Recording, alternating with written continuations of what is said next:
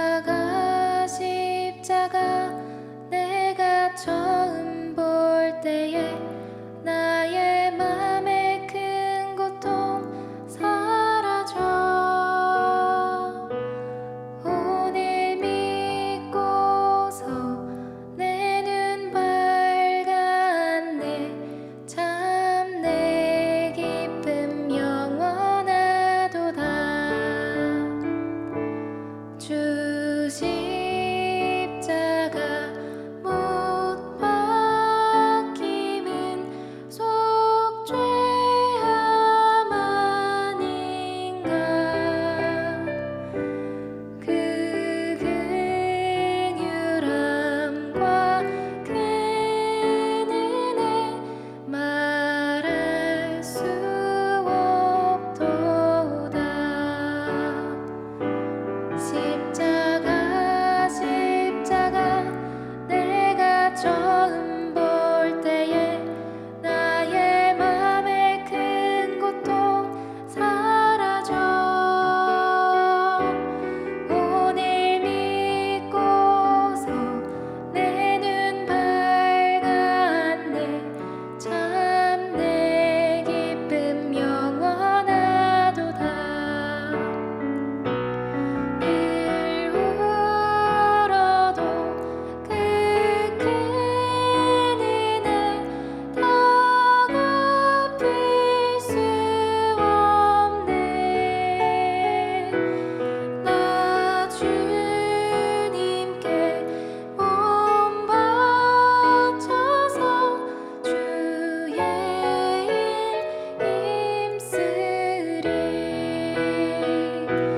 십자가 십자가 내가 처음 볼 때에 나의 맘의 큰 고통 사라져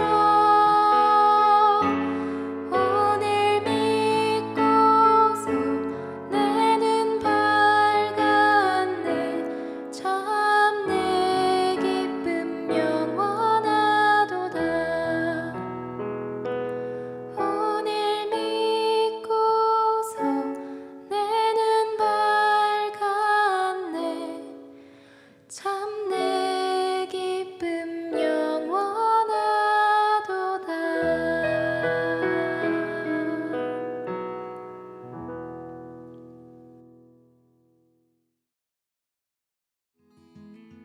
토요 묵상 말씀은 출애굽기 29장 1절에서 18절입니다. 내가 그들에게 나를 섬길 제사장 직분을 위임하여 그들을 거룩하게 할 일은 이러하니 곧 어린 수소 하나와 흠없는 순양 둘을 택하고 무교병과 기름 섞인 무교과자와 기름 바른 무교 전병을 모두 고운 밀가루로 만들고 그것들을 한 광주리에 담고 그것을 광주리에 담은 채 그 송아지와 두 양과 함께 가져오라. 너는 아론과 그의 아들들을 회막문으로 데려다가 물로 씻기고 의복을 가져다가 아론에게 속옷과 에봇 받침, 겉옷과 에봇을 입히고 흉패를 달고 에봇에 정교하게 짠 띠를 띠게 하고 그의 머리에 관을 씌우고 그 위에 거룩한 패를 더하고 관유를 가져다가 그의 머리에 부어 바르고 그의 아들들을 데려다가 그들의 속옷을 입히고 아론과 그의 아들들에게 띠를 띄우며 관을 씌워 그들에게 제사장의 직분을 맡겨 영원한 규례가 되게 하라. 너는 이같이 아론과 그의 아들들에게 위임하여 거룩하게 할지니라. 너는 수송아지를 회막 앞으로 끌어오고 아론과 그의 아들들은 그 송아지 머리에 안수할지며 너는 회막문 여호와 앞에서 그 송아지를 잡고 그 피를 내 손가락으로 제단 뿔들에 바르고 그 피 전부를 제단 밑에 쏟을지며 내장에 덮인 모든 기름과 간 위에 있는 꺼풀과 두 콩팥과 그 위에 있는 기름을 가져다가 제단 위에 불사르고 그 수소의 고기와 가죽과 똥을 진 밖에서 불사르라. 이는 속죄제니라. 너는 또 숫 양 한 마리를 끌어오고 아론과 그의 아들들은 그 숫 양의 머리 위에 안수할지며 너는 그 숫 양을 잡고 그 피를 가져다가 제단 위에 주위에 뿌리고 그 숫 양의 각을 뜨고 그 장부와 다리는 씻어 각을 뜬 고기와 그 머리와 함께 두고 그 숫 양 전부를 제단 위에 불사르라. 이는 여호와께 드리는 번제요 이는 향기로운 냄새니 여호와께 드리는 화제니라. 아멘. 토요 성도 여러분, 안녕하십니까? 변함없이 자리를 지키시는, 경건의 자리를 지키시는 여러분들을 진심으로 축복드립니다. 오늘 말씀의 제목은 위임된 예배자라는 제목으로 함께 말씀을 살피도록 하겠습니다. 오늘 29장까지 왔는데요. 그 전장까지 24장에서 하나님과 백성의 언약식을 진행했습니다. 그리고 결혼으로 비유하자면 이제 결혼식을 하고 신방을 차리는 것이라고 해야 될까요? 이제 성막을 지어서 하나님과 백성 사이에 교제를 나누는 그러한 공간을 만드는 그런 일들을 소개하고 있습니다. 그래서 증거교회, 속죄소, 또 떡상, 또 등잔대, 번제단, 성막들, 옆에 문을 만들고 경계를 지우고, 그리고 28장에서는 대제사장의 옷을 이렇게 소개하고요. 그리고 오늘 29장에서 대제사장의 위임식을 진행하는 장면입니다. 이 위임식을 보면서는 우리가 무엇을 살펴볼 수 있냐면 이 모든 일들이 하나님께서 모세를 통해서 진행되어지고 있는 일들입니다. 그래서 아론과 그의 아들들이 세워지는 장면들은 마치 하나님의 백성들이 예배자로 온전하게 세워지는 장면과도 연결해서 살펴볼 수가 있습니다. 대제사장의 위임식을 보면서 이 땅에서 기름 부음 받은 자로서의 그런 예배자, 직분자로서 어떠한 모습으로 나아가야 될 것인가를 오늘 살펴보는 그런 시간 되기를 간절히 바랍니다. 자, 1절부터 18절까지인데요. 1절부터 9절까지가 준비를 하고 그리고 씻기고 또 입히고 기름을 붓고, 그리고 이제 10절부터는 속죄제와 번제죄, 계속해서 내일 본문이죠. 화목제나 또 위임 제사들이 진행되게 됩니다. 자, 그러면 첫 번째로 살펴볼 것은 정결함입니다. 정결함에는 아주 철저하게 준비되는 모습까지를 포함한다고 할 수가 있습니다. 1절부터 3절까지를 보시면 이제 위임식을 준비를 하는데요. 준비하는 제물들, 동물 3마리가 나타납니다. 그리고 또 제사에 쓰일 식물 3종류가 나타납니다. 아주 흠없는, 그리고 식물들도 아주 고운 가루로, 그러니까 이 말은 무엇이냐면 최상급으로 제물을 준비하는 모습으로 볼 수가 있습니다. 최상급으로 준비한다는 것은 우리가 이 예배를 드릴 때에 최선을 다해 준비하는 것입니다. 현장에 와서 헐레벌떡 아무런 준비 없이 예배자가 되는 것이 아니고, 예배를 드리기 위해서도 준비를 하고 어떻게 하면 하나님 앞에 온전한 예배자가 될 것인가를 고민하고 준비되어진 예물을 드리고, 그러한 모습이라고 할 수가 있습니다. 흠없는 순양, 이렇게 나와 있죠. 자, 그리고 이제 4절을 보시면 너는 아론과 그의 아들들을 회막 문으로 데려다가 물로 씻기고, 물로 씻기라라고 말씀합니다. 우리의 모든 허물과 그런 죄악들을, 오염된 것들을 다 씻어버리라 라고 지금 말씀을 하는 것이죠. 이 말씀을 히브리서 기자는 이렇게 해석을 하고 있습니다. 히브리서 10장 22절 말씀에 우리가 마음의 뿌림을 받아 악한 양심으로부터 벗어나고 몸은 맑은 물로 씻음을 받았으니 참 마음과 온전한 믿음으로 하나님께 나아가자. 바른 마음으로, 깨끗한 마음으로, 온전한 믿음으로 하나님께 나아갈 것을 지금 우리에게 요구하고 있는 것입니다. 완전히 더러운 죄악을 씻어버리라고 우리에게 말씀을 합니다. 여기서 지금 아론과 그의 아들들을 회막 문으로 데려간다고 했는데요. 문은 바로 성스러운 그런 거룩의 현장과 세속적인 현장 사이에 경계가 되는 그런 공간입니다. 그곳에서 사실은 이 회목에서의 문은 동쪽으로 나 있지 않습니까? 동쪽이라는 것은 에덴 동산에서 아담과 하와가 죄를 짓고 하나님으로부터 쫓겨난 방향이 바로 에덴 동산 동편이었습니다. 그 동편 쪽에 성막에 문을 열어둔다는 것은 상징적인 의미가 있는 것이죠. 그런 죄악 가운데 있었던 백성들이 다시 이제 돌아올 수 있는 문이 열렸다 하는 것으로 이해하면 좋을 것 같습니다. 그래서 그 문 앞에서 정결하게 씻고 더러운 것을 다 버려버리고 나오라 라고 지금 말씀합니다. 그래서 이 온전한 마음과 믿음으로 간다는 것은 하나님을 전적으로 신뢰한다는 것입니다. 하나님을 전적으로 순종한다는 것이고 전적인 믿음으로 하나님께 나아간다는 뜻이 있는 것입니다. 정결함으로 철저한 준비함으로 하나님께 나아가는 원리. 자, 두 번째는 역시 연결되어지긴 합니다. 씻기고 그 다음에는 입히는 것입니다. 입히고 기름 부음을 받고 우리 5절, 6절에 보시면 의복을 가져다가 아론에게 속옷과 에봇 받침 겉옷과 에봇을 입히고 흉패를 달고 옷을 입히는 장면들이 나타납니다.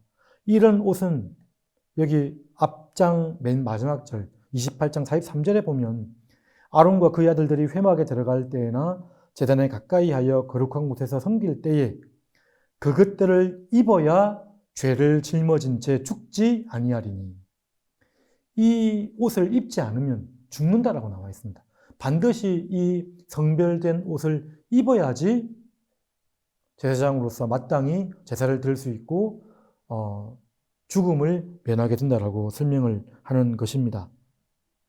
대제사장의 복장을 갖추고 나서 이제 7절에 보면 관유를 가져다가 그의 머리에 부어 바르고 머리에 관을 씌고 거룩한 패 여호와께 성결이라는 패를 쓴 채 있는 그 복장을 다 갖춘 제사장에게 관유를 붓습니다.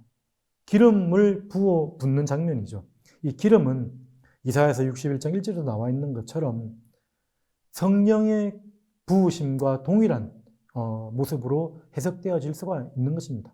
신학에서는 그렇게 보통 해석을 하고 있는 것이죠. 기름 부음을 받습니다. 자, 그래서 이렇게 기름 부음을 받고 또한 그리스도 옷을 입는다. 이 옷이라는 게 보면 4단계의 옷으로 되어 있거든요. 4단계의 옷. 아까 읽은 말씀처럼 속옷, 겉옷, 또 에봇, 흉패. 이 모습이 장막과도 비슷합니다. 장막의 덮개도 4단계로 되어 있거든요. 사실 이 제사장에 입는 옷과 장막의 모습이 유사한 부분이 많이 있어요. 그래서 우리는 이 제사장의 복장을 갖추는 모습을 보면서 장막을 갖추는 모습. 그러니까 이것은 무엇이냐면 그 장막이 결국 그리스도를 예표하는 모습이기 때문에 그리스도의 옷을 입는다라고 할 수가 있는 것입니다. 그리고 기름 부음을 입는다는 것은 성령의 임재, 충만함을 덧입는 거라고 했죠. 바울이 고린도 교회에게 이렇게 말을 했습니다. 고린도전서 3장 16절 말씀에 보면 너희가 하나님의 성전인 것과 이 하나님의 성전인 것과 라는 말씀이 바로 제사장 옷을 입는 그리스도의 옷을 입은 자라는 것을 말씀하는 것이죠. 그리고 너희 안에 성령이 계신 것을 너희가 알지 못하느냐. 우리는 성령의 기름 부으심을 받은 자로서 성령을 쫓아 살아가야 되는 사람인 것을 우리에게 말씀을 하고 있습니다. 그러니까 우리는 하나님의 영으로 충만한 자가 되어서 하나님의 대리인으로 이 땅을 살아가야 되는 것입니다. 예수 그리스도께서도 세례를 받을 때에 그 현장, 사복음서에 많이 나타나져 있죠. 예수님 세례 받을 때 하늘로부터 성부 하나님의 음성이 들렸습니다. 그리고 성령 하나님의 위로부터의 강림하심이 임하였던 것입니다. 그 충만함을 가지고 그의 공생애가 본격적으로 시작된 것을 우리는 보게 됩니다.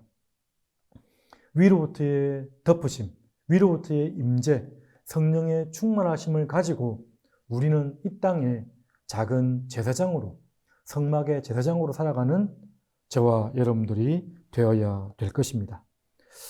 자, 그 다음 이렇게 씻기고 입히고 기름을 붓고 바르고 그 다음 해야 될 것이 이제 제사를 드리는 장면들입니다.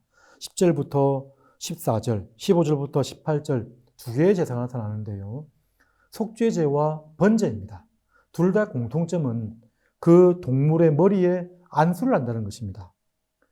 속죄제는 송아지 머리에 안수를 하고 번제는 숫양의 머리에 안수를 하고 있습니다. 안수를 한다는 것이 어떤 의미가 있습니까? 안수를 한다는 것은 내가 그의 머리에 안수함으로써 나와 동일시 되는 것입니다.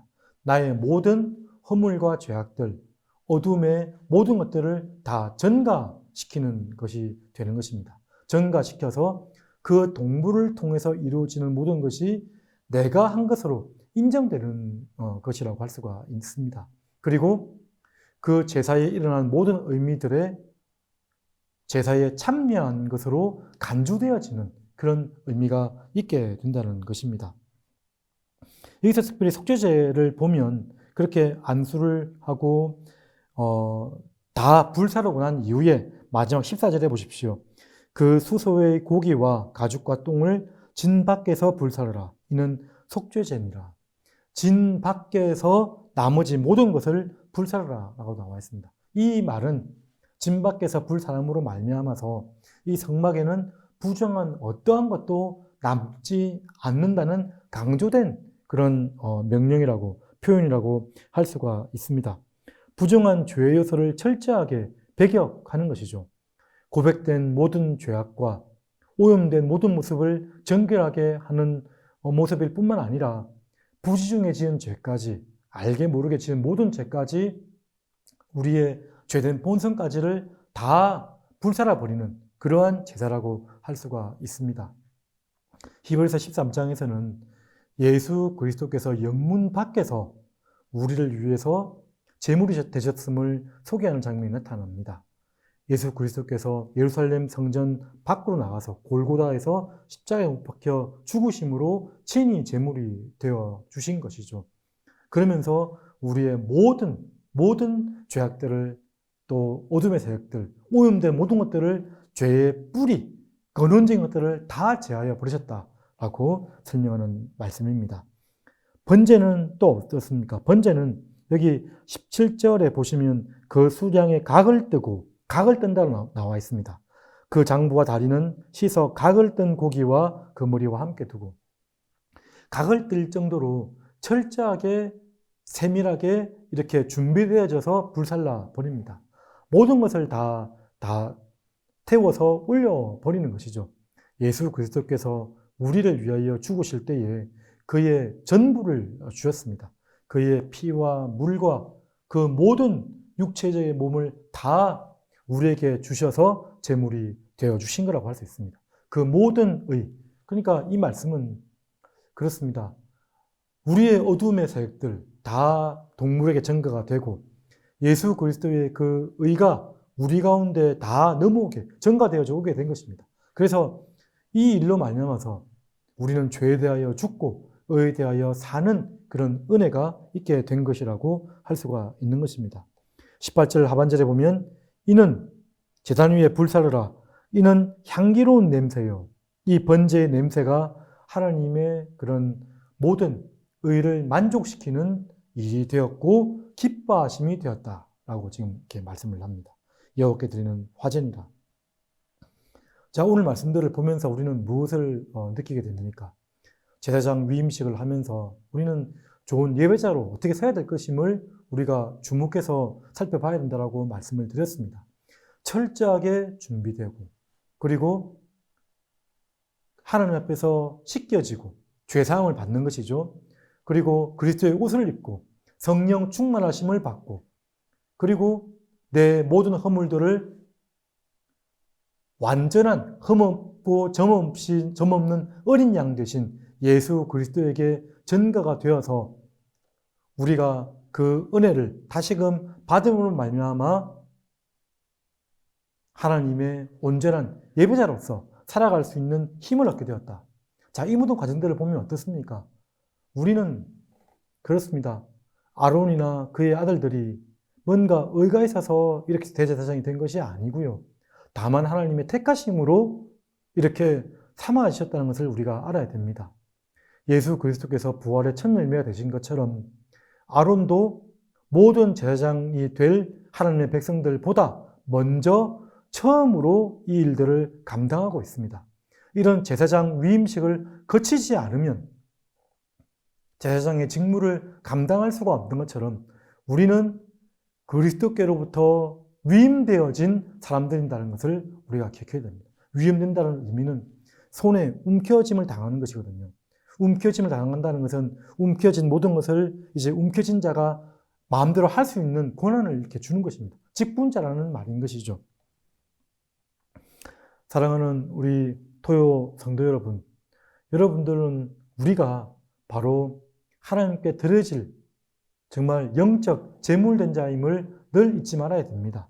로마서 12장 1절 말씀, 그러므로 형제들아 내가 하나님의 모든 자비하심으로 너희를 권하노니 너희 몸을 하나님이 기뻐하시는 거룩한 산 제물로 드리라. 이는 너희가 드릴 영적 예배니라. 우리는 하나님의 대리인으로서 이 땅에 하나님의 일들을 잠시 맡은 증인으로서 청지기로서 하늘과 또 이 땅의 백성들의 축복의 통로된 자로서 마땅히 제사장 된 사명의 일들을 감당하는 백성들이 되어야 될 것입니다. 우리의 입술, 우리의 삶, 우리의 모든 인생이 여기서 몸을 산제물로 드린다는 것은 우리의 모든 시간과 모든 전 생애를 주님께 드린다는 표현이거든요. 그러한 하나님이 기뻐하시는 믿음의 길로 가는 우리 성도들이 되시기를 간절히 바랍니다. 우리는 씻음을 받았습니다. 그리스도의 옷을 입었습니다. 성령 충만함을 받았습니다.